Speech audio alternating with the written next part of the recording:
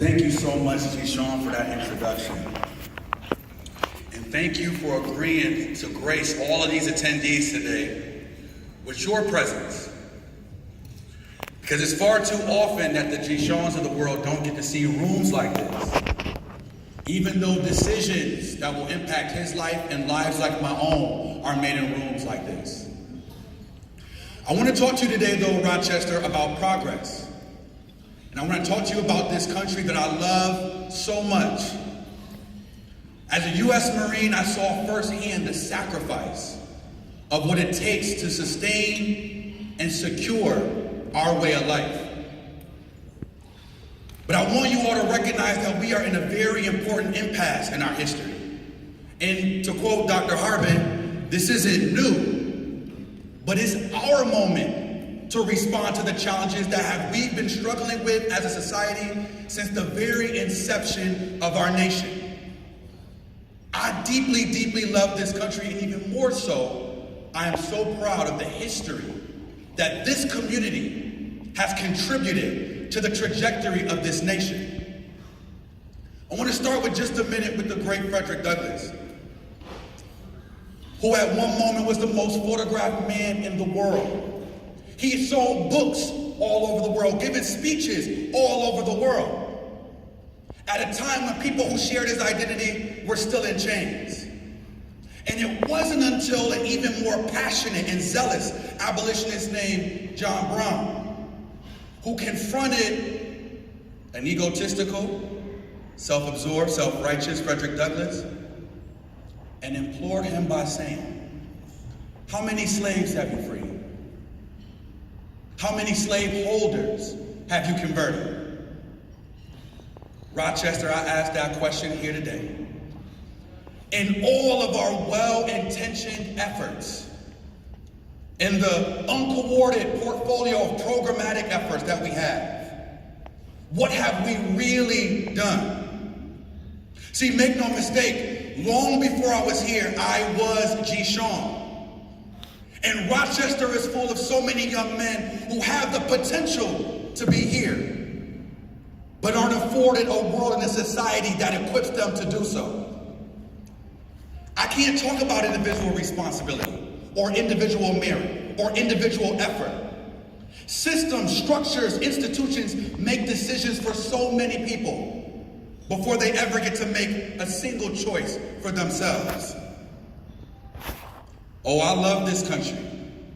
I love this city. But that love can't just be wrapped up in word. It has to also be corroborated in deeds.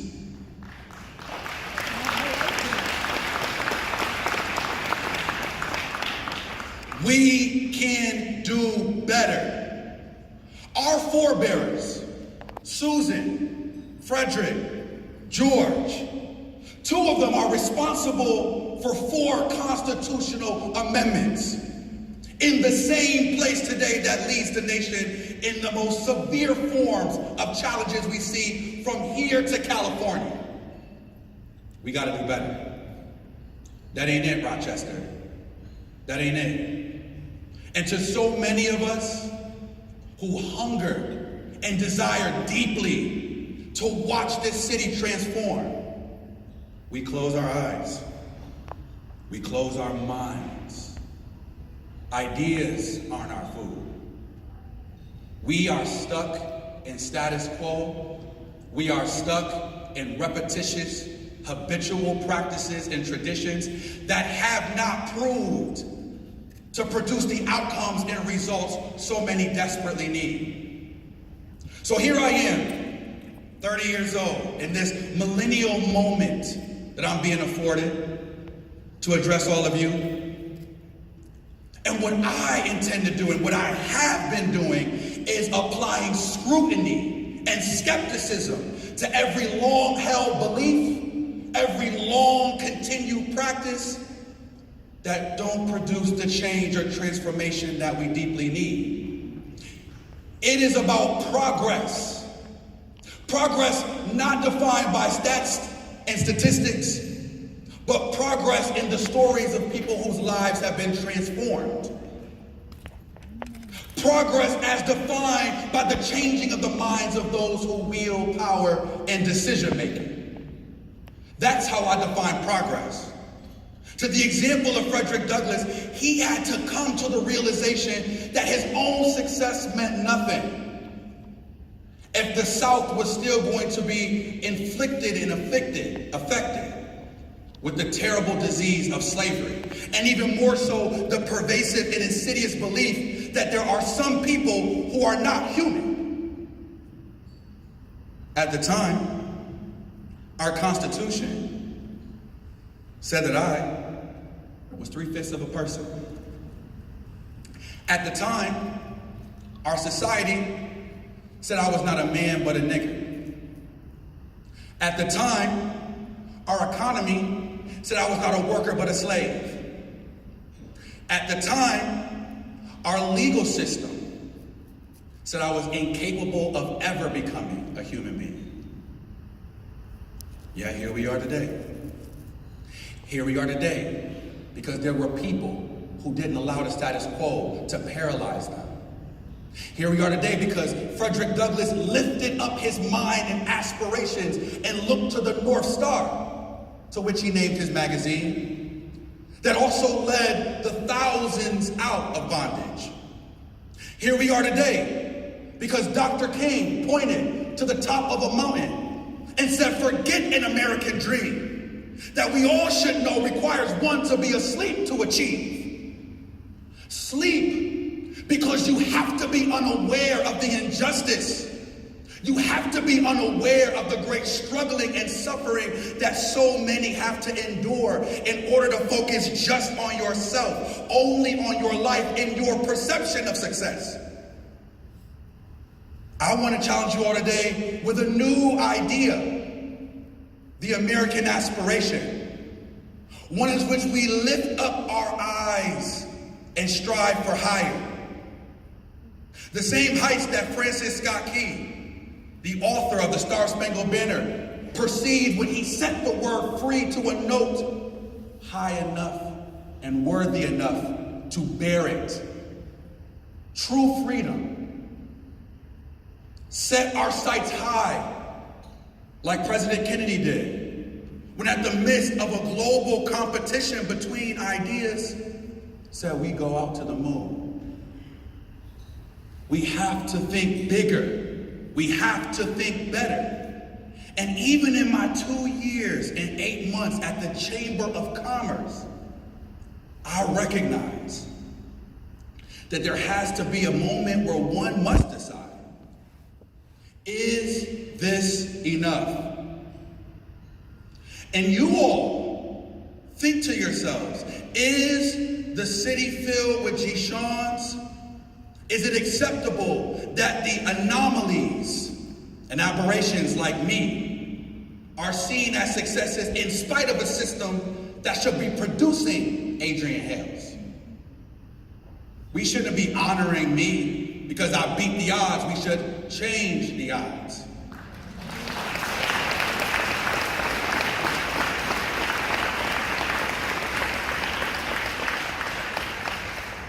We should hold our leaders accountable. We should confront them with effectuating the policies, laws, rules, regulations that embetter our lives, that uplift our spirits, that produce the attitudinal changes that give us the will as a community to do the great work started by our matriarch, our patriarch, as is us today, who occupy the same grounds that at one time was occupied by the agents of change. We live in a city that was the end of the Underground Railroad, that served for so many people in oppressive conditions as a symbol of freedom, as a symbol of hope. I want that for us so bad again. Rochester is not alone in its struggles. Rochester is alone that we have divorced ourselves from the legacy and the history that placed us here. We aren't who we are because our forebears thought small. We are who we are because they looked out into the possibility of what could be and decided the person to accomplish it was the me. Don't look around and see what we don't have, who we're not, or think about what we cannot be, but who we can be. And don't be afraid to ruffle feathers. I'll tell you this. Freedom will not come as a gift. Freedom cannot come as an act of benevolence, especially of those whom the status quo have always served. Did y'all hear that? The great author James Baldwin had a quote that I want to read to you all. He said, "I was born almost 60 years ago. I'm not going to live another 60 years. You've always told me it takes time. It's taking my father's time. It's taking my mother's time, my uncle's time, my brother's and my sister's time, my nieces and my nephew's time. How much time do you want for your progress?" I asked you all that today. I posted a stat on Facebook. Yeah, I'm a millennial, I said Facebook. A couple days ago.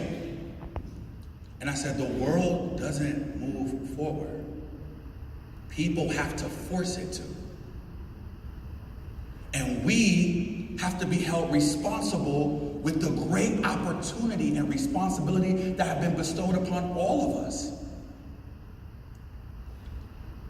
I wish that truth may be sovereign.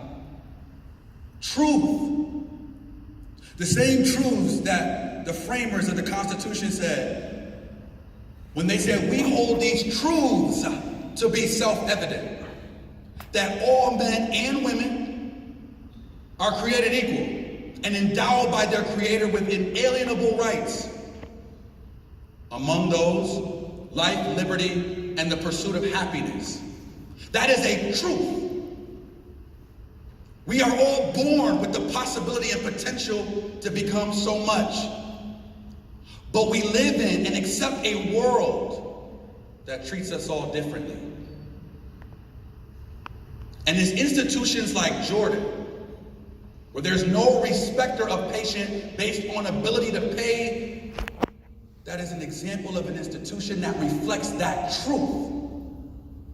Justice to me is when our institutions and systems reflect these objective, universal truths.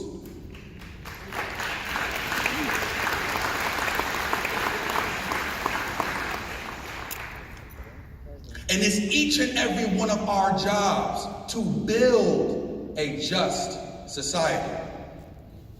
And I'm going to tell you right now, as a former Marine, I see us taking on racism and poverty. I see us taking on unemployment, underemployment. I see us taking on sexism, homophobia, xenophobia, with a militant posturing.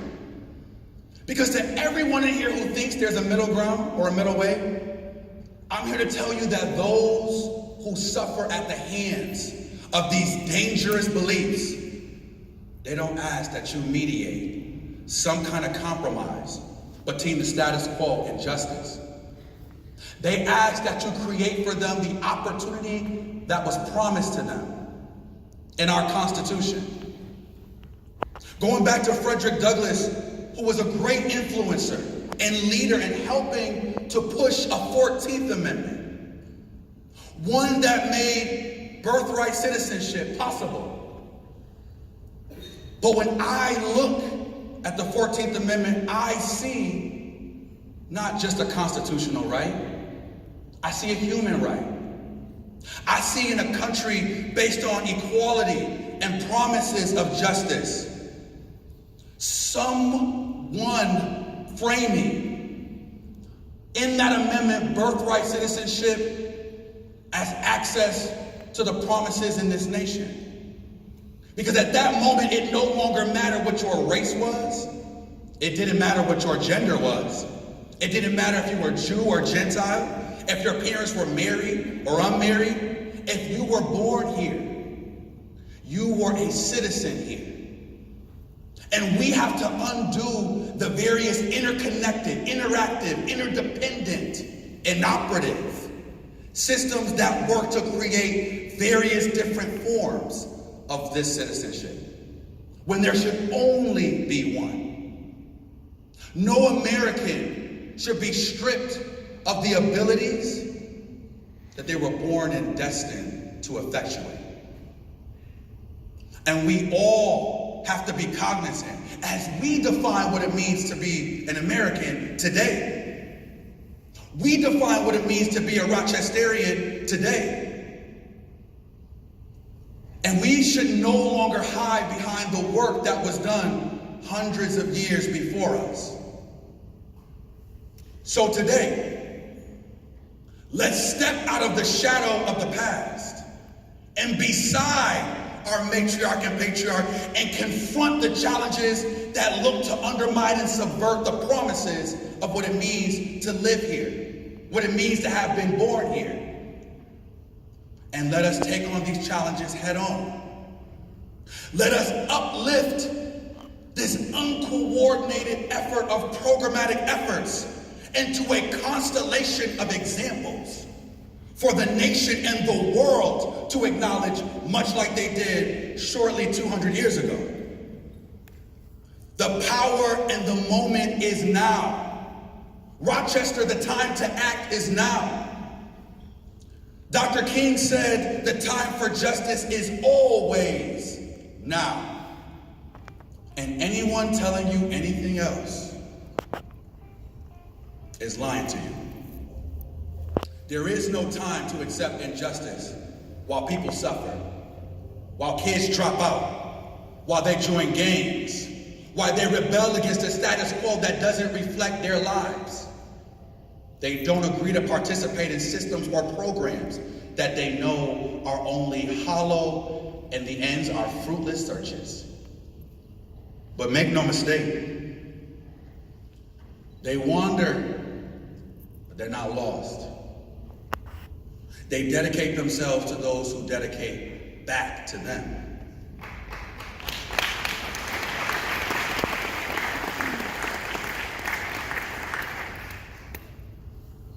Rochester. Everything I have ever done was to afford me the ability to come back here and with every piece of me, fight to make this community better. When so many people fight for what they want, fight so they can have. And it's unfortunate that we live in a society where some have to have and others won't, and others don't. I want to see an end to greed. I want to see an end to need. Need that causes terrible, terrible suffering. You see me, but see all the people on the corners, on the streets, in the homeless shelters, in the clinics with diseases that they cannot get rid of, in the unemployment line, dropping out of school, in jail.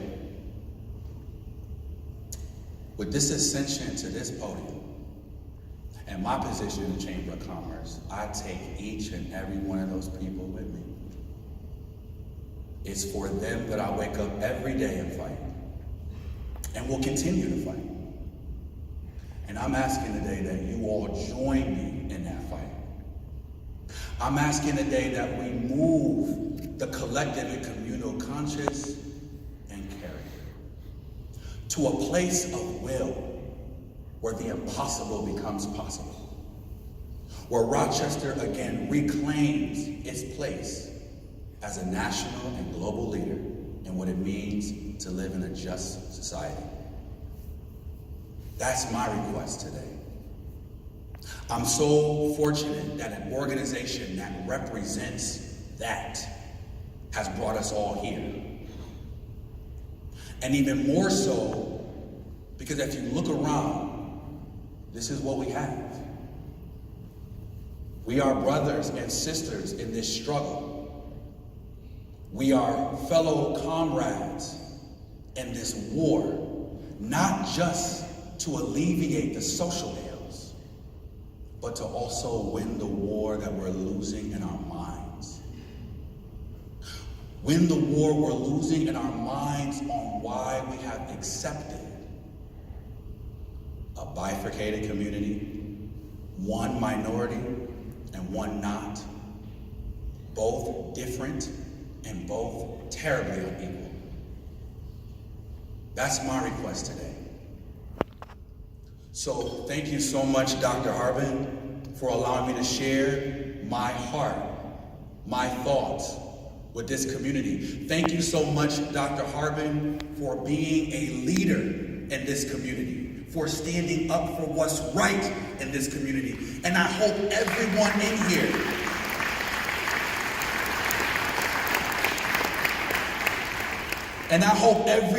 here heard her words. Because structural racism is not an abstract force. It is a very real systemic operation, and it produces outcomes and results every day. And we have to be honest about that. And we have to look and examine and interrogate potentially our role in that. So thank you so much. Thank all of you, I thank all of you for listening to me. Y'all know once I start, I get too lazy to stop. So thank you so much for listening to me, but our work isn't over. In fact, it's only just beginning. And I leave you all with this. Responsibility is such an honor and such a privilege. As a community, let us lift the expectations of us all so that those responsible for and to us can guide and govern in a way that helps us all. If it does not enrich and enhance the quality of someone's life, it is a straw man. And for those of you who don't know what a straw man is, it is a distraction. One in which we do not need to entertain any longer. Let us focus on the issues that oppress and divide. Thank you all so much.